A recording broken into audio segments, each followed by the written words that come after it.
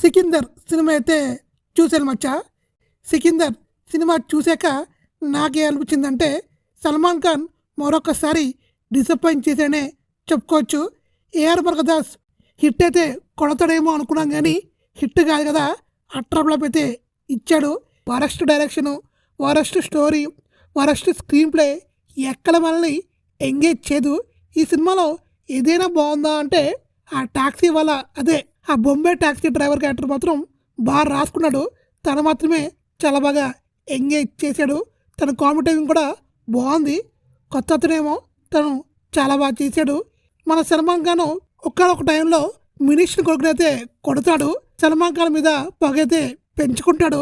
ఎలాగా సల్మాన్ ఖాన్ ఆ మినిస్టర్ నుంచి తప్పించుకొని తన దేశానికి ఎలా వెళ్ళాడు అనేదే సినిమా ఒక లైన్. ఇంక ఈ సినిమాలో రష్మిక ఉన్న సేవ్ చేయలేకపోయింది.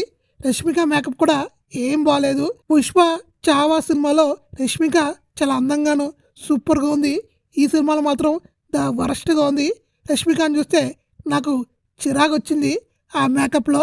ఇంకా కాజు గురించి చెప్పుకోవాలంటే బిగిల్లో ఒక క్యారెక్టర్ ఉంటుంది, అదే వర్ష క్యారెక్టరు. దాన్ని వీళ్ళు రీక్రియేట్ చేశారు. సేమ్ అల్లే ఉంది. బిగిల్లో గాయత్రి క్యారెక్టర్ లాగే ఉంది. ఇంకా ఏం చెప్తామండి, ఫైట్స్, సాంగ్స్ ఇవన్నీ ఉన్న సినిమాని సేవ్ చేయలేకపోయింది. బీజం కూడా ఏదో సోసగా ఉంది. ఇంకా మురుగదాస్ అంటే ఒక తమిళ డైరెక్టరు. తమిళలో ఎమోషన్స్ని చాలా బాగా తీస్తారు. ఈ సినిమాలో మాత్రం ఎమోషన్స్ చండాలంగా ఉన్నాయి. ఇంకా సినిమా గురించి ఎంత చెప్పుకున్నా వేస్టే.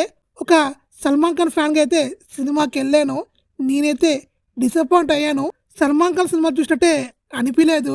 మీరు సల్మాన్ ఖాన్ ఫ్యాన్ అయితే చూడాలనుకుంటే ఒకసారి చూడండి, మీకే అర్థమవుద్ది.